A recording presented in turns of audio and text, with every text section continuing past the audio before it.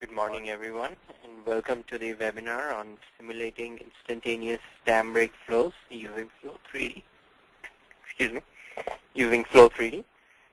In order for attendees to hear this presentation effectively, the audience has been muted.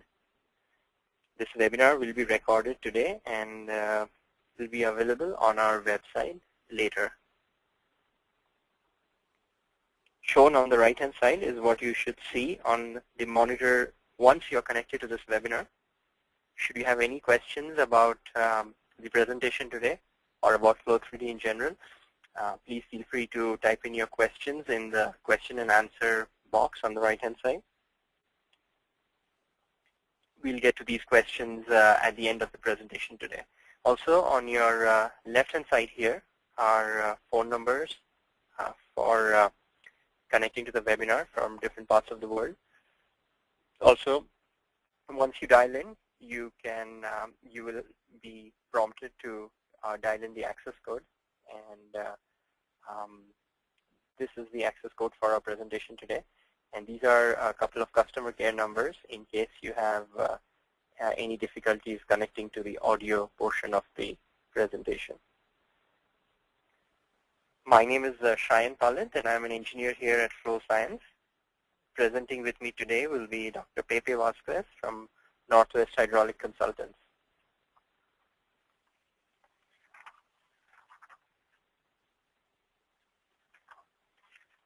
These are some of the main points that we'll cover during our webinar today. I'll start with an overview of Flow Science.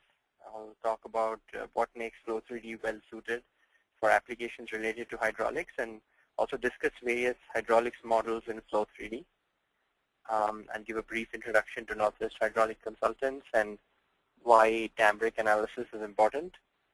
At this stage, Dr. Vasquez will take over. He'll continue with the importance of dam break analysis. He will talk about the purpose of the study that they undertook at Northwest Hydraulic Consultants. He will describe the problem setup, discuss the results, and the conclusions for his simulations.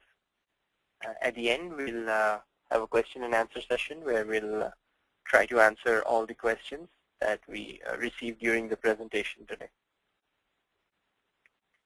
Again, a reminder, please feel free to type in your question and answers in the question and answer box on the right-hand side of your screen, and we will collect these questions and get to them at the end of the presentation.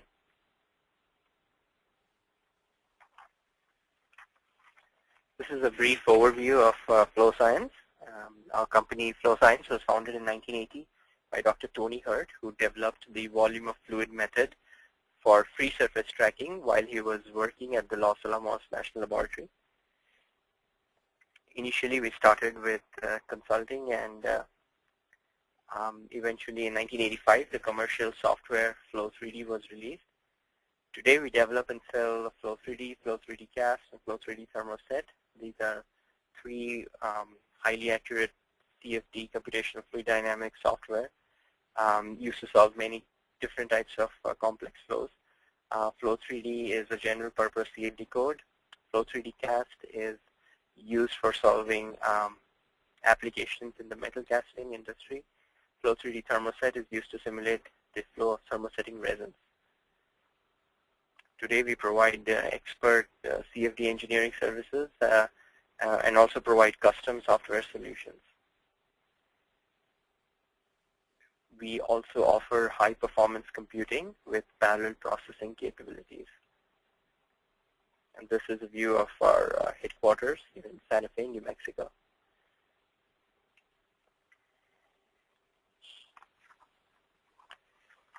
This slide shows our presence worldwide. Flow Science's offices in the countries that are marked with an asterisk here. We have offices in the United States, China, Japan, and India. And in other countries, we have associates who market our software and also provide support in many cases.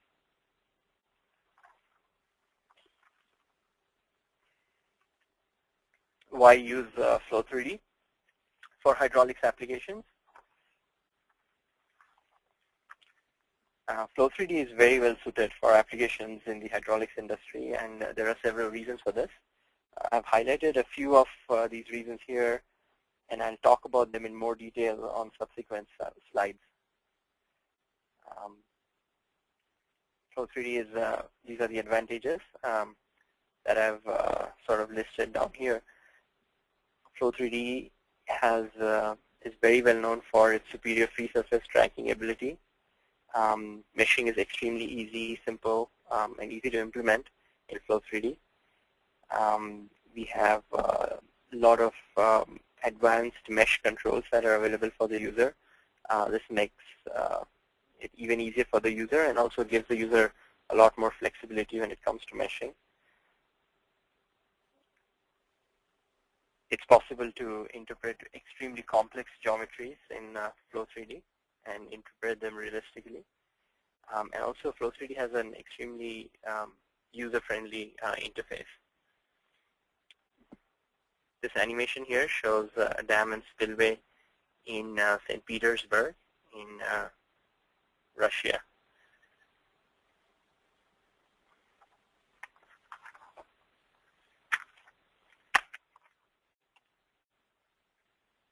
Superior free surface tracking. Flow 3D differs from other CFD programs in its treatment of flowing fluid surfaces. The code uses special numerical methods to track the location of surfaces as well as to compute their subsequent advection. The proper dynamic boundary condition is applied at the surfaces. And free surfaces were originally modeled with the WOF method that was developed by Dr. Tony Hurt at the Los Alamos National Laboratory. On your right-hand side here, you see a visual comparison of laboratory and CFD results at 50,000 cubic feet per second. And this image is courtesy of Alden Research Laboratory.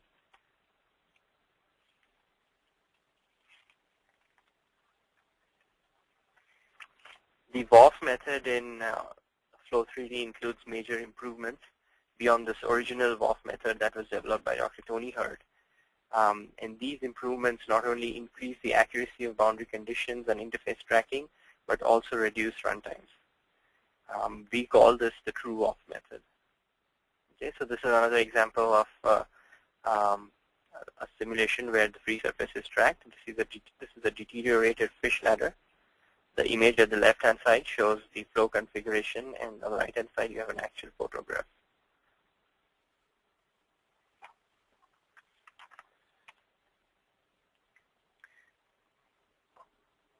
Now, Flow 3D uses an approach to meshing that combines the advantages of simple structured grids with the flexibility of a deformed body-fitted grid. This approach is referred to as free gridding because grids and the geometry can be freely changed, each independent of the other. This feature eliminates the tedious task of generating body-fitted or finite element meshes. Flow 3D uses a fixed grid of rectangular control elements, and there are these are simple to generate, and they possess many desirable properties, namely improved accuracy, smaller demands on memory, and simpler numerical approximations which lead to less computational overhead.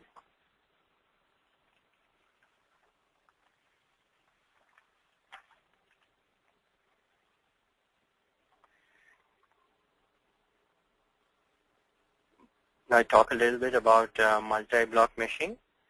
Flow 3D's multi-block meshing capability gives the user more flexibility and efficiency when it comes to this, when it comes to our structured meshing technique. In a standard finite difference mesh, local refinements can lead to a substantial increase in the total number of cells, since any mesh lines that are generated would extend all the way in the domain from one end to the other, and perhaps in all three directions. Using multiple blocks allows such refinements to be more localized and requires less computational resources. On your right-hand side here is an example of a meshing done for a dam and spillway. This is the geometry, and this is the meshing done using multiple blocks.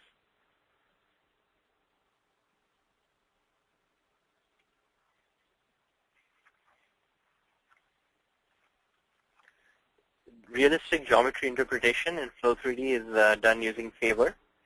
And favor stands for fractional area volume obstacle representation. Favor is a technique for representing complex geometry in a structured grid using fractional cell volumes and areas.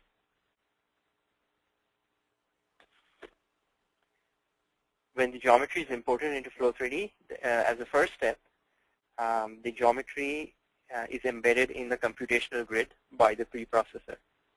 The geometry is essentially embedded by computing which cells are blocked, which are open, and which are fractionally blocked.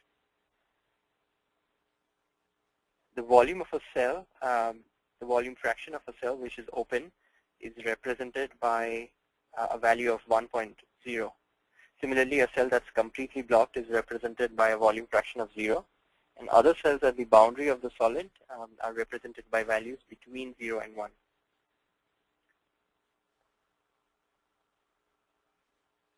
So this graphic here shows you how the favor technique works. So one of the boundary cells here has been enlarged on the right-hand side. So for each of these cells, boundary cells, the fractional areas and fractional volumes occupied by the solid is computed. Okay, so you have fractional areas for all these 6 spaces and a fractional volume for the solid in that given cell. Now this is computed not just for this particular cell, but also for neighboring cells. And then based on the values of area fractions and volume fractions in all these cells, the correct location and orientation of the solid object in this first cell is computed. Okay. The advantages of favor over body-fitted grids are that gridding is much easier with favor, since preprocessor does all the work, and also changes to the geometry can be done without changing the grid in most cases.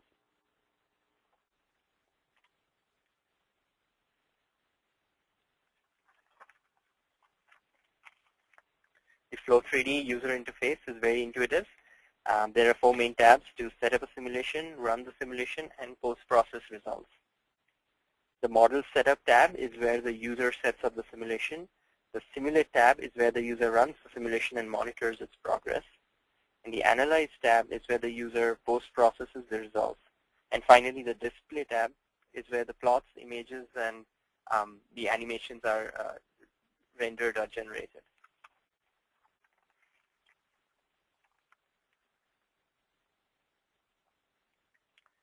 I'll now talk a little bit about hydraulics, various hydraulics models present in Flow3D, and the types of analysis that are done by users worldwide.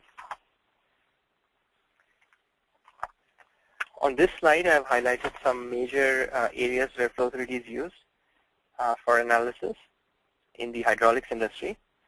In the hydropower industry, Flow3D is used in the analysis of various kinds of spillways. This includes free discharge and submerged OGA spillways, gated spillways, labyrinth spillways, stepped spillways, and various kinds of tunnels, pipes, and draft tubes. Flow3D also has been used a lot for nappy impingement analysis. Dam safety simulations primarily include pressure or shear distribution and tractive force analysis. Flow3D is also widely used for modeling fish passageways. In rivers, erosion and deposition of non-cohesive sediment is studied. A lot of users use Flow3D to model river reaches and intakes. In the wastewater treatment area, Flow3D is used to model settling tanks, sedimentation, purification,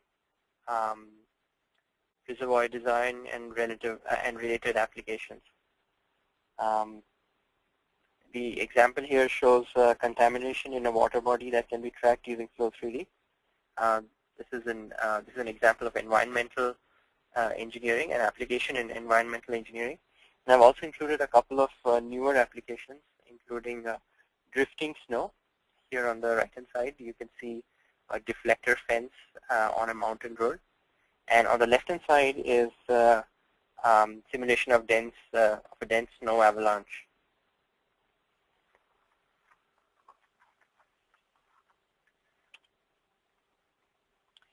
These are some of the extensive physics models which are present in Flow3D. I'll start with the fluid dynamics on the left-hand side. We have a very strong capability when it comes to modeling free surface or open channel flows. The sediment scar model allows us to model erosion, transport, and deposition of non-cohesive sediments. The air entrainment model allows the user to model entrainment of air inside the water due to the combined effects of gravity, surface tension, and turbulence. The shallow water model this is a depth average model which allows us to model large water bodies without a big computational overhead. Other models include heat transfer and phase change, multi-phase flows, chemical kinetics model, and scalars. We can model two-way coupling between solids and liquids. We can model solid-solid collisions, and also two-way coupling between particles and water. With the latest release of the code, we have now introduced the fluid structure interaction model. This model makes use of the finite element method to simulate and analyze the stresses within solid components and the resulting deformations.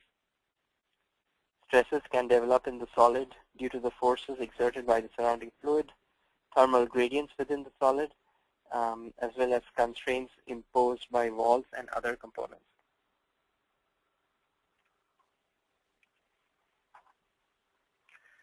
This slide shows some of the hydraulics-related data that can be output in Flow3D.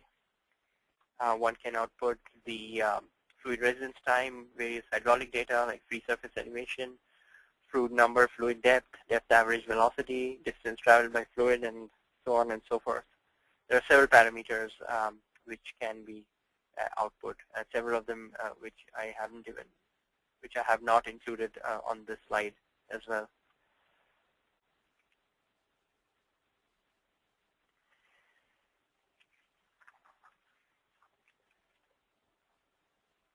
So I'll give a quick introduction to Northwest Hydraulic Consultants.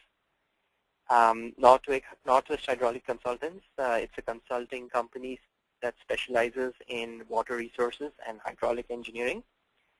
Their field of expertise includes river engineering, bridge hydraulics, hydraulic structures, as well as various other applications.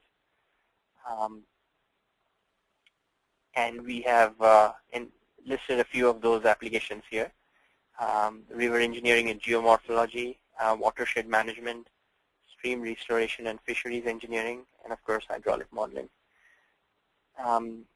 For decades, Northwest Hydraulic Consultants has relied on physical modeling conducted in their hydraulic labs for the testing and design of hydraulic structures. In the past few years, they have started using numerical modeling for some of these tasks as well. They always test the numerical analysis using either field data or physical model data so that they have more confidence on the results and can provide better quality products for their clients.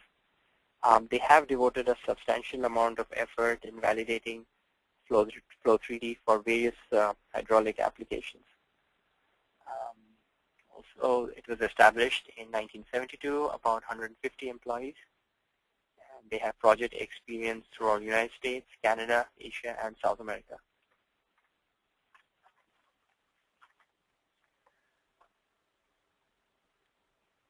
So over the next few slides, I'll show you some examples of work done by Northwest Hydraulic Consultants.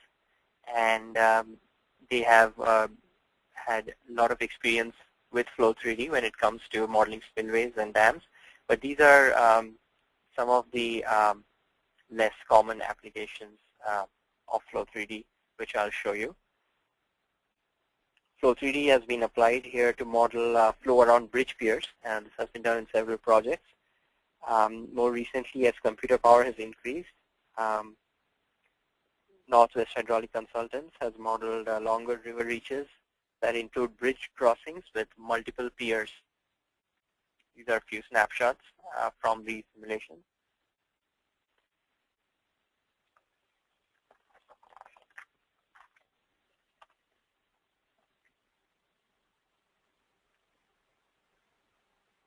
Flow3D has also been tested for local scar applications in complex piers with multiple piers. And this is an animation here, a couple of animations.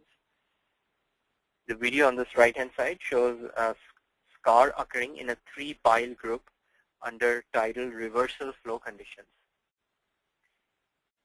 And this is a reference where much of these results were published.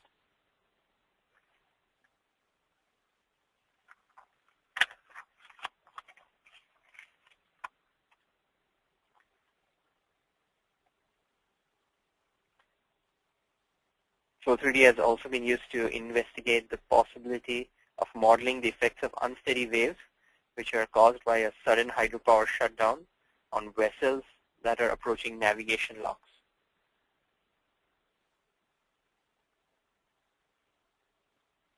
So the rectangular object here is the boat, and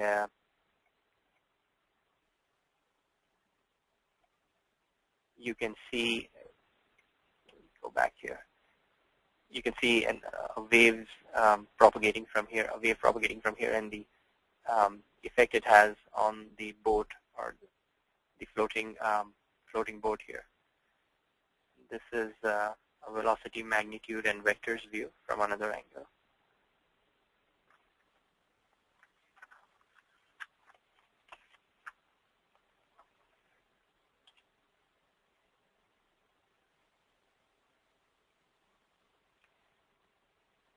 This movement, this animation on the left-hand side shows sediment movement through hydraulic structures. This is done using Lagrangian particle tracking in Flow3D. The video on this left-hand side shows the sediment moving into a run of the river intake. The right-hand side animation here shows a desander, and you can see particles which are colored in blue. They tend to get collected in the central box, and these are heavier particles as expected.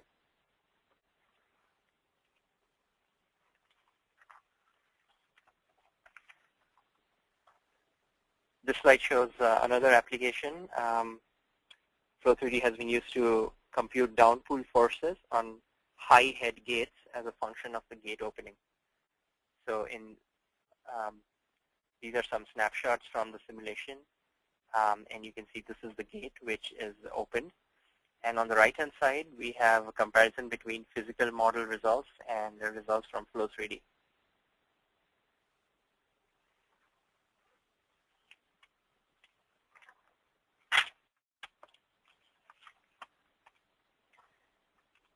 Now, why dam break analysis is important? We'll jump into this now.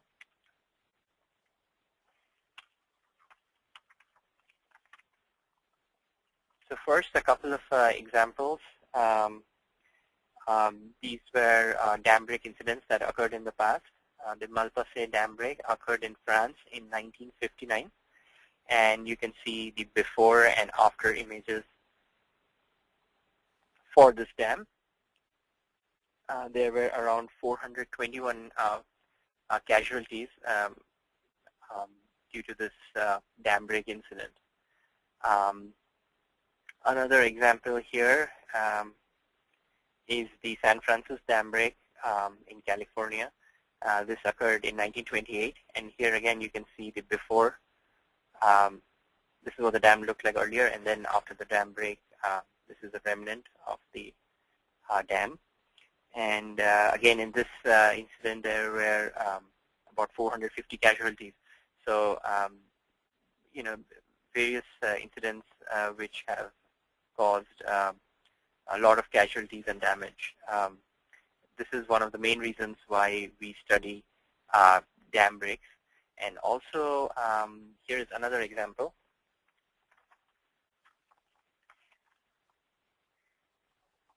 And with this example, we would like to highlight that studying dam break analysis or studying dam breaks or doing dam break analysis can also give us a lot of insight into other similar incidents. For example, in 1919, there was a collapse of a molasses tank in Boston. And molasses is sugar. It's essentially sugar cane syrup.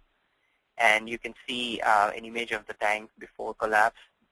This is an image that shows the tank after it collapsed, and a couple more images that show damage that occurred during this collapse.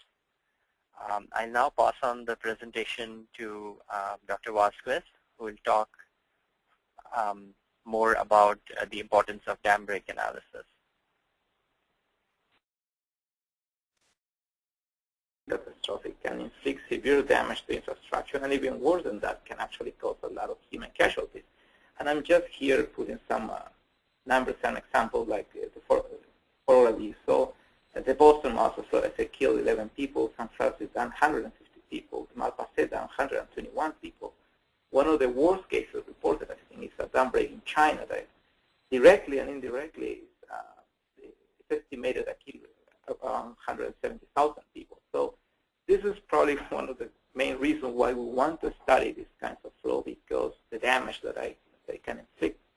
But also, from the numerical point of view, there is something that is important, is that these flows are really challenging. And the reason is what I mentioned before, because they're highly unsteady. They typically are have supercritical flow. Normally there are hydraulic jams or transcritical flow there. And in many cases, they have these very fast fronts moving over the initially dry bed. This is really difficult to model numerically.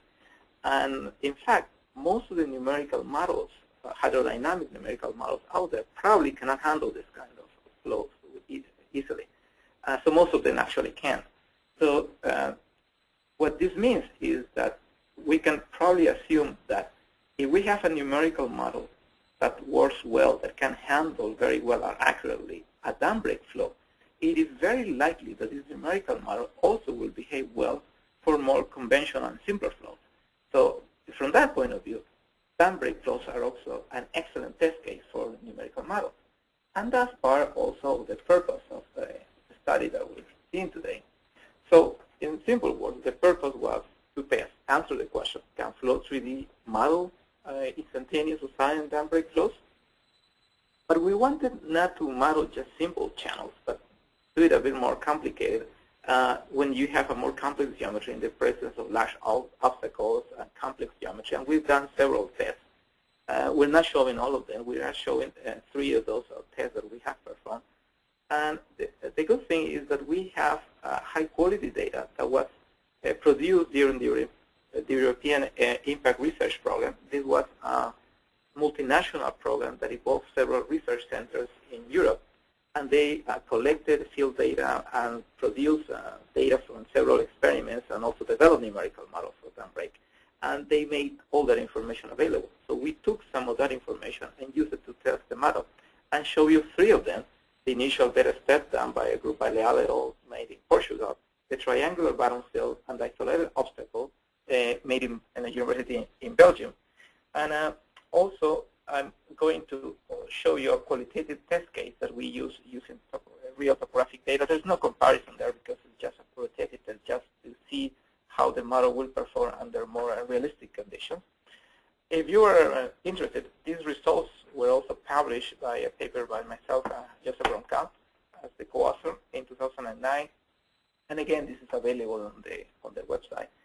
And what I'm going to show you right now is a video of the dam break experiment number 3 for the isolated obstacle.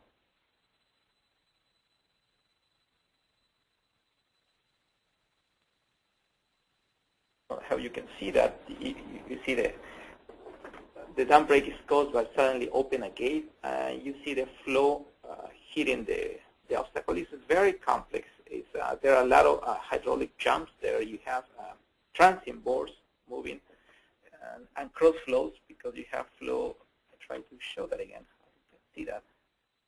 The flow reflects from the walls and hits also the obstacles, flows around the obstacles, and create a very complex pattern around the obstacle. This is a really challenging problem for any numerical model, and I will show you the results of Flow 3D for this experiment later.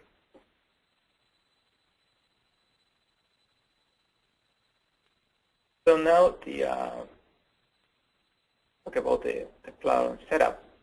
What I explained are the three experiments, and this is the initial, the straight channel with initial beta step. So in these experiments, what they have is, as you see before, a reservoir and a gate. Is usually in flumes they use a gate to generate the dam break flow. So what's interesting in this experiment is that they recognize the fact that when you have a dam and a reservoir upstream in a natural river, what will happen is that sediment will tend to deposit upstream and actually will raise the bed elevation of the river located upstream from the dam.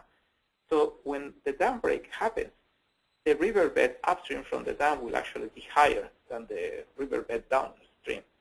So it will generate a bed step between across the dam. So they make experiments when they study the effect of this bed step on the propagation of the wave. And they did several experiments with just using two of them. And some of the characteristics is that the channel was either wet or dry, the downstream channel. And these are the experiments TS28 and TS25 that I'm going to show you next. So on the top two images, you will see experiment TS25, which the channel was dry initially. So the thick red black line here represents the bottom of the invert of the channel. This is the distance and the elevation. The red line is the results of Flow 3D. The dots represent experimental data, and this is at 1 second and 4 seconds.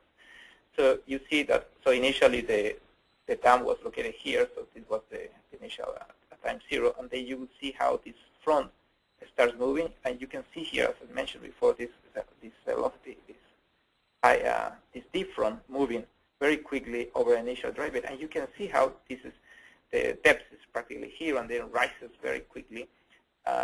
So as I mentioned before, this is usually very challenging for numerical models to handle when you have this front mover over an initially dry bed. And we didn't find any stability problem with Flow 3D. In the other case, the TS28, the channel was initially wet. There was water downstream. And the difference in this case is that you have a hydraulic jump here. You will see the hydraulic jump in this image at 1 second and also at 4 seconds. And you can see that the agreement between Flow 3D and the experiment was quite well for this case.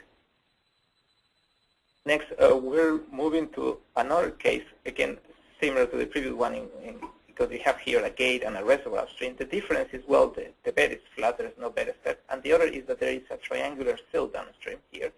So when you have the wave coming, the wave will tend to go over this sill. And there's also a pool of water with 2 centimeter depth downstream from the sill. And the initial water depth of the reservoir was 11 centimeters. And okay, so I want to mention there were 3 gauges, G1, G2, and G3, and here are the locations. Later I will show the history of water levels over time at these 3 gauges. So this is an animation making a tech plot. It's colored by water depth, so you see red here, 11 centimeters, initial water depth of the reservoir. Here is the pool that was downstream, and this is triangular bottom sill. And I show you the first 20 seconds. So you will see the water rushing over the sill, and there are a lot of waves here moving back and forth. Because actually the flume is closed at both ends, so the water cannot leave. It just bounces back from the walls and start to propagate upstream and downstream. And you have several bores and hydraulic jumps over the domain. The next image represents a water surface profile snapshot at 3 different times: 1.8 seconds, 3 seconds, and 3.7 seconds. So here in the x-axis is the distance, the water depth is in the vertical, and you can see on the top of each of the plot there is a photograph that shows you the sill and also the water surface elevation. This is again from the experimental data. So you can see, for example, here is that bore that is moving in the upstream direction. They have another bore here moving downstream, hydraulic jam located here. At 7 seconds, you see that there is a reflection that a bore hit the wall and start reflecting. And also, you can see the comparison between the experiment and Flow 3D. And again, Flow 3D captures, I'd say, very well the general shape of the water surface elevation, and at these 3 different times. And next, I'm going to show you the results at the 3 gauges: G1, located farther downstream, G2, and G3. Again, a comparison of the experimental data. In this case, this is time. the water depth over time. So this is the history at 3 points where the 3 gauges are located. And the agreement is really good. I mean, it's surprising because you can see how Flow3D follows almost perfectly all the oscillations that you find in the water surface. For example, here in G3, you can see how it follows the experimental data very well. I mean, it's surprisingly good. I have to mention that we did this test also in another CFD model, and we didn't get such good results. And this is the isolated obstacle, the video that you saw before, and this is a plan view of the experiment. So here you have the reservoir. This is a very challenging problem.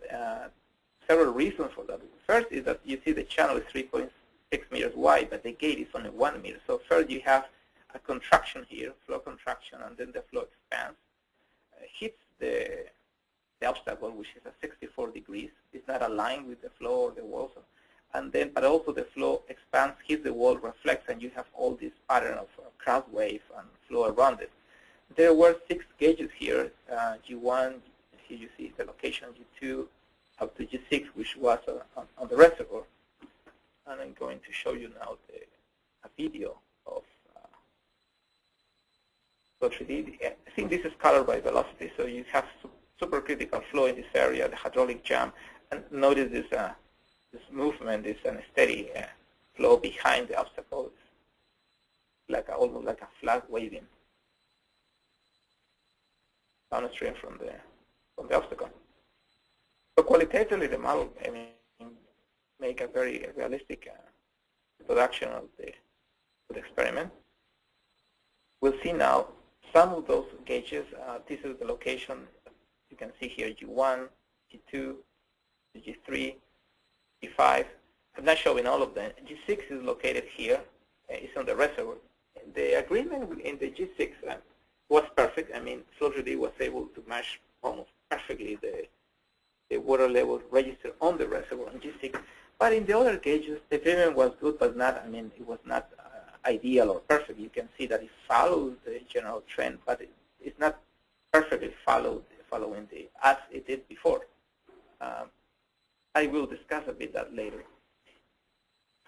So those are the 3 experiments that we used from the impact project. And then we wanted to make a test. So what we have something a bit more realistic, like a real river, real reservoir, and for example, in this case, in a powerhouse. What will with Flow3D work with that case? As I said, we don't have any data here to compare with. We just run them out to see if it works. So what happens here is that initially there's a dam here, and I just remove the dam completely, leave the reservoir behind. Here's a powerhouse, and just run the model to see how it behaves. So this would be an instantaneous dam breaking, well, just assuming that the dam just instantaneously disappears, vanishes completely. But if you remember some of the images that I showed from Malpaseo and Francis Dam, it's rarely that all the dam disappears. I mean, it fails. What usually happens, some portions of the dam break, not the entire dam. So we also did some tests assuming that, let's say, the right or the left side of the dam breaks. Like, for example, in this case, you can see that the left side of the dam is still in place, but we make the right side disappear, and then what will be the effect, for example, of this failure scenario on the powerhouse? And you will notice that in this case, actually, the powerhouse is, although the discharges are lower, the damage probably will be inflicted in the powerhouse will be even worse than the previous case. So a quick discussion of the results. What I think I can say that Flow3D produced excellent results for the first 2 test cases, the initial beta state and the triangular barrel still were really good.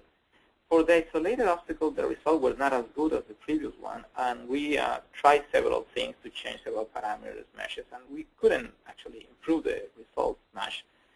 The exact reason for that are unclear at this moment, why we couldn't make a perfect match with the experimental data. But to give you a perspective, what I've done here is, this is an example, this is G2, that experiment. Blue represents experimental data, red is Flow3D.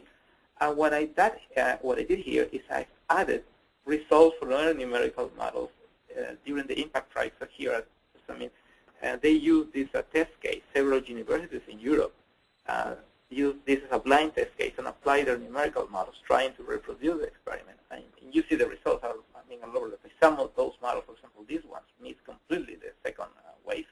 Other models over-predict the peak. So just what I'm trying to say here, this is a very challenging model for any numerical model that you want to play. And I think in those terms, Flow3D is not doing it's doing a good job for practical purposes. Probably you're also wondering about computational time, and this is a difficult thing to answer because it will depend a lot of the problem, the simulation, the total simulation time, the number of cells that you're using, and of course the computer speed. But this is a table that gives you an idea of the 3 test cases. These are the dimensions of the measure that we use, and the X, Y, and Z direction, the number of cells, and the total number of cells. The most demanding was the isolated obstacle. It has more than 4 million cells. And back in 2009, when we did this, it took 9.5 hours to run in an 8-core PC. We can probably, I think now, we can probably do that in half that time with the computer that we have available now. And maybe if you use another multi-core version, I think Flow3D has other version that maybe can do it even faster than that. So, but what it shows is that the computational time seems reasonable. And just to, try to some conclusions, I think that Flow3D proved to be quite successful for modeling the instantaneous dam-break flows for practical purposes. And I think the reason is because the volume of fluid method that it uses is really good, it's very reliable and accurate. The CPU time required for the test cases that we analyze seem to be reasonable. If you're not familiar with CFD model, you might think that 9 hours is a lot of time, but I can tell you it's not. When you can do something in CFD in less than a day, it's usually good. It is normally for us to spend several days running a model for very large domains. I think one of the advantages is that Flow3D, relative to other models, simpler models, is that you can handle any geometry that you can think of. Any geometry, it doesn't matter how complex it is. If you can make a 3-dimensional drawing of that surface and make it an STL file, then you can model that in Flow3D. So I think in terms of practical applications, I see that Flow3D, for example, could be a very good, useful tool to analyze different failure mechanisms of the dams. As I mentioned, the dams usually don't break completely. They break by parts. For example, maybe we can get an input for a structural engineer or a geotechnical engineer that give us an idea of how a dam might break, and then use that information to model those scenarios and see where are the flow patterns near the dam, and to compute the flow hydrographs that could be used later for another routing model.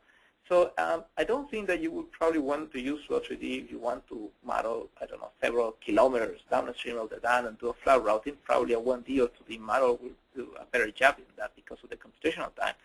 But you could use actually Flow3D to generate the flow hydrograph that you can feed into these models if you want to do a very long-range simulation of flow routing. And well, that's the end of my presentations. And if you have any questions, I will be happy to answer them.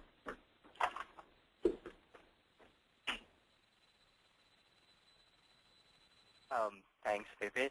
Thanks a lot. That was a great set of slides there.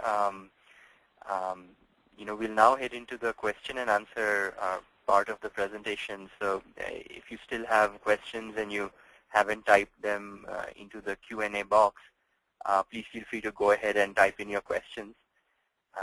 Also, this is a slide that just shows it's a logo for our World Users Conference. It's going to be held in Santa Fe, New Mexico, I think in a couple of weeks' time. And these are some of the interesting presentations in hydraulics by some of our users worldwide. Let's move on to the question and answers now. One of the questions here is, Pepe, I think maybe you can answer this.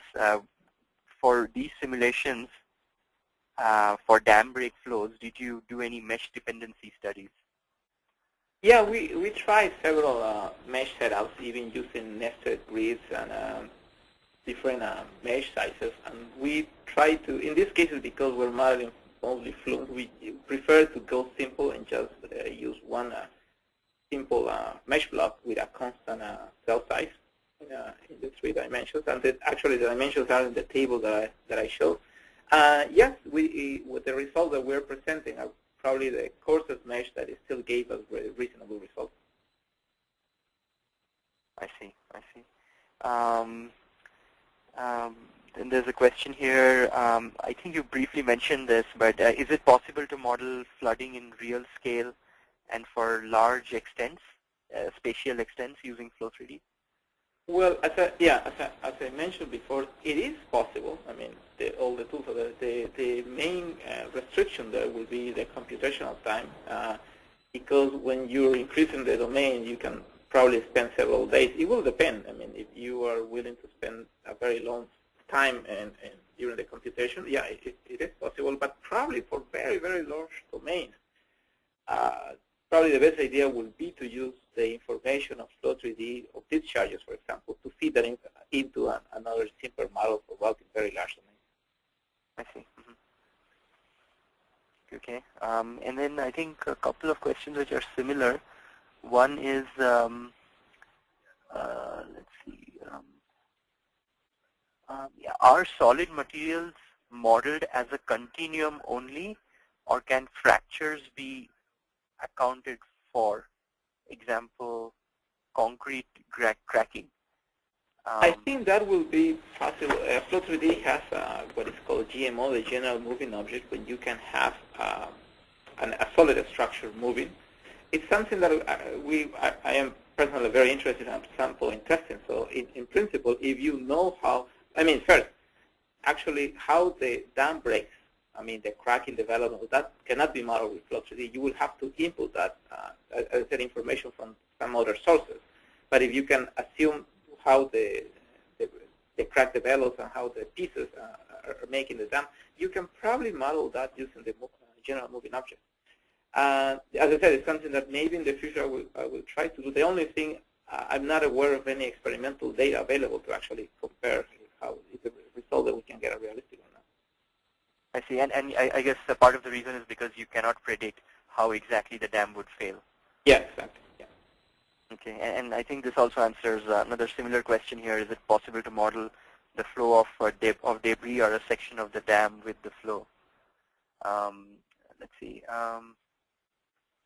The questions here. Let's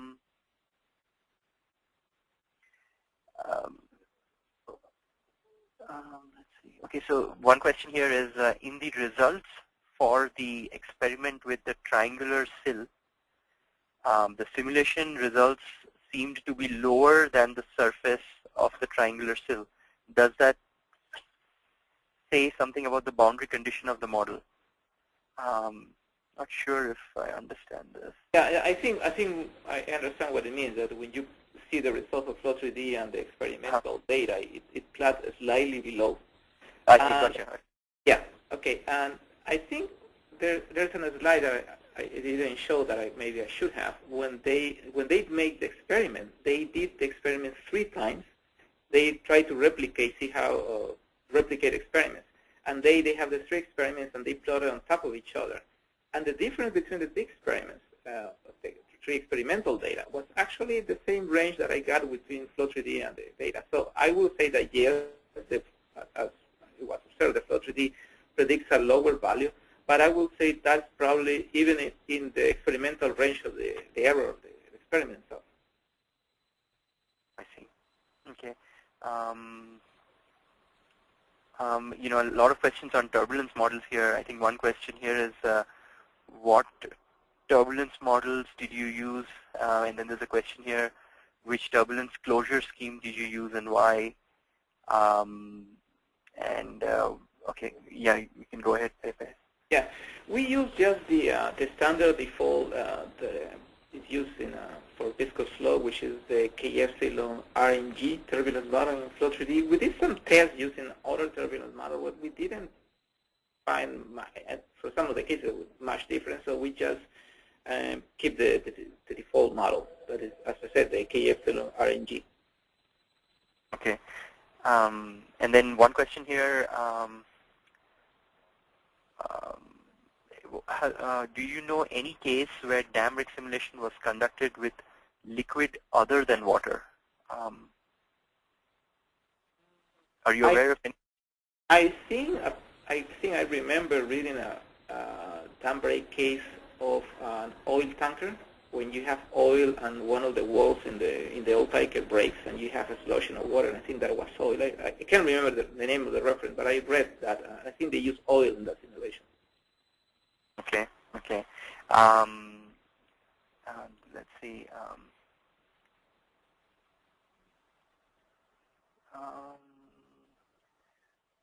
What about flow separation around curved objects? I think we have several examples on our website. You want to add something to that, Pepe? In the flow separation, well, around curved objects. There's a question. Yeah, well, I think, well, we haven't in this case make any comparisons of velocity patterns or eddies or some. Not in this case, but in order that we are tested, in other cases, yeah, I mean the model seems to provide good results also for those type of flow patterns. Okay. And then there's a question asking about steep flows which are greater than 50 feet per mile steep. I mean, that's the slope. Mm-hmm. And asking about dam failures in these kind of terrains. And it says, would you expect supercritical flows with debris, sediment, etc. in these kind of flows? Yes, I mean, I think one of the advantages actually of Flow 3D is that it's normally, let's say, 1D or 2D model, they are restricted for hydrostatic pressure distributions, and even some 3D models, they do also. In the case of, in Flow 3D, we don't have that limitation, so the flow can be non-hydrostatic, and that will be the case if you have very steep slopes. And actually, in this simulation, we assume that initially the water surface was vertical before the dam break. So it starts from a perfectly vertical water wall that then starts to develop. And you can see the results were fine. Yeah, I mean, it's for those kinds of problems, the model is used. And just to mention, we also make comparison, let's say, in flow overshoot spillways. We have data, and also we have good comparison with experimental data in those cases. I see. Okay. One question here is: have you done any statistical comparisons? I think it's probably referring to the water surface elevation plots that we were looking at. No, not really. We haven't looked into. You're probably looking at the RMS, the square error, thing like that. No, we didn't. We haven't done that yet. Okay. Let's see. Then there's a question here about Flow 3D in general. Can you model undulating nappy flow over a hinged crest gate and evaluate vibration of the gate? Vibration of the gate, I think that will be very difficult. EMO probably. Mm-hmm. Go ahead. Yeah, because the other thing that when you're looking at vibration, I'm not sure. Flow 3D, well, at least the model that we're using is what is usually called Reynolds average and average Stokes equations. So we do not model all the details of the turbulence fluctuations, and in the case of vibration, that might be important. And also, you have the interaction with the structure. So I would say that would be really difficult to do. And I'm not sure that would be actually feasible. Maybe Cheyenne, you can answer that. Sure. We do have the general moving object model, which allows us to model any solid object within the fluid flow. So in other words, it's a coupled simulation which solves for the motion of the object as well as the surrounding fluid flow. Again, if you're trying to model vibrations, a couple of things that would be very important. One is what's the frequency of the vibration, and second is the kind of amplitude that you'll be dealing with. So I think if you have the appropriate resolution, you should be able to do this. But yeah, I can't think of any cases where we have had people study this kind of phenomenon. One question here is, and we'll send answers to all these questions to all our attendees as well. So because I noticed one of the questions here was, can we ask questions over the phone? So we can definitely arrange for any phone call after this presentation. Then there's one question here, the release of the contaminant, was it conducted by two-fluid selection? I think this refers to one of the earlier slides. This is where we showed the various application areas for Flow3D. Pepe, maybe you can go back to that slide. It's, I think, the one that shows. Yeah, I think the application. Yes, application area. Should be around here. Yes, I think it refers to this. I mean, I think it refers to the example on the top right-hand side. And I think for this specific application, this is concentration. The image is colored by concentration of the contaminant. So I think here scalars were used, but you can also use a two-fluid model. So scalars are essentially non-intrusive particles that will aggregate with the flow. That can be used to track contaminants. You can also use a two-fluid model. And in certain cases, these contaminants can decay over time. And if it follows, if you know the kinetics for that process, you can also use our chemical kinetics model and see how the concentration of the reactants and products change over time. Let's see if there are any questions we haven't answered yet.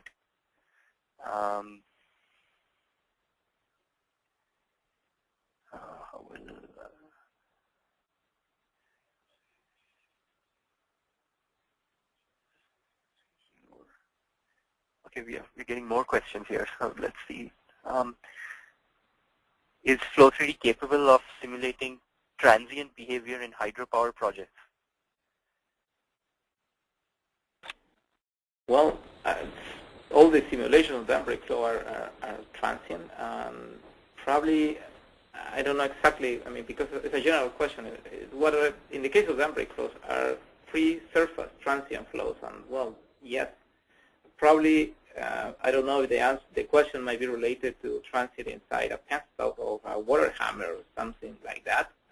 It's probably the case. And I don't know, Cheyenne, you can answer, but I think it can. I sometimes model tunnels with surge chambers, and I just, again, qualitative this, simulating the quick closure, instantaneous closure of a gate downstream, and I'm seeing the oscillations of the water surface in the surge tank. Although I don't have, having compared with experimental data, but at least I've seen the model doing that. I don't know if Cheyenne, you want to add something. Sure, sure. In general, one of our strengths is, of course, modeling transient behavior. I mean, we are very strong in free surface applications, free surface type of flows, as well as transient behavior. I think there are several sort of examples that we have where we have matched the flow pattern as a function of time. And of course, it depends on the specific application you're looking at. So this could be flow down a spillway, it could be flow in a fish passageway. And you mentioned hydropower projects. So, these are two areas where we do really well when it comes to transient behavior.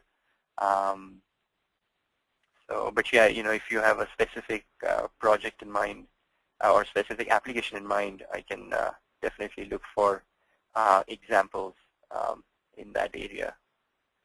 I think a couple of questions here regarding N values for dam failure flows. The Manning's roughness? Yes, I think so. And I think it's a Manning coefficient, and for dam failure flows. Yeah. Well, in the experiments, all the cases, the experimenters, they gave us the value of Manning cent that they use. So what we did is we transformed. Flow3D uses roughness height instead of Manning cent, but that can be, if you know the hydraulic radius of the water depth, it's very easy to go from Manning cent to roughness height. So what we did is make an estimate, because the water depth actually changes in all the experiments, like an average water depth, use that value, the Mannings, and provided in the paper, and we came out with an equivalent roughness site that we use in Flow3D. Okay. Here's a question on the last experiment and simulation that you showed, the dam break with obstacle simulation. Mm-hmm. And the question is, what was the grid resolution in the region where the model did not match well with the experiment? Do you think the grid resolution will have a significant effect in predicting the hydraulic jump in that region? No, not really, because we tried refining. Even we used the nested grid, and we tried refining. We tried that, and it didn't improve. That's what I mentioned at the end. We don't know exactly why the reason is why we don't get a perfect match, but as I mentioned, there doesn't seem to be any other model out there I've seen that actually can do that either. And, yeah, no, the answer would be no. The mesh resolution in that particular case didn't. I don't think that was the problem. I see. Let's see.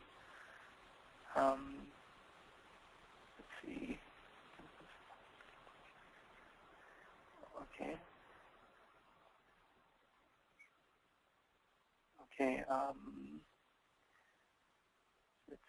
Calculation. There's a question here. Can the model manage situations in which air and water mixed flow is present? I can answer that. Yes, we can definitely do that. We have a two-fluid model that can be used in Flow3D.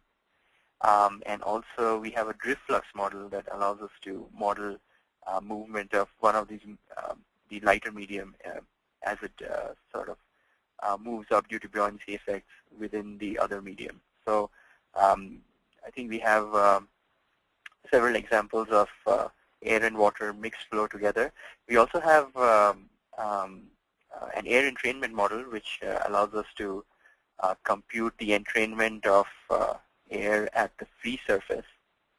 And so that's another option that could be used. This can be used to compute the bulking effects as well, and also when air actually reaches the free surface and escapes, that can be modeled as well. I think that's about it. We pretty much answered most of the questions here.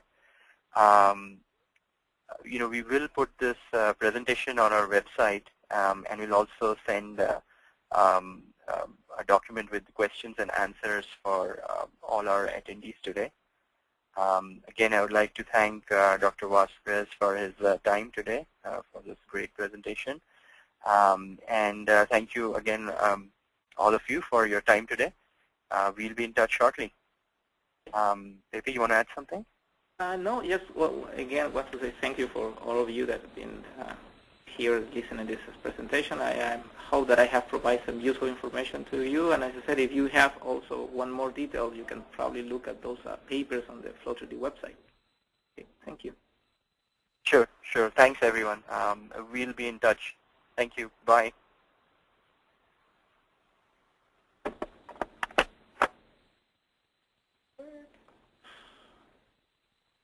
I couldn't even attempt to say your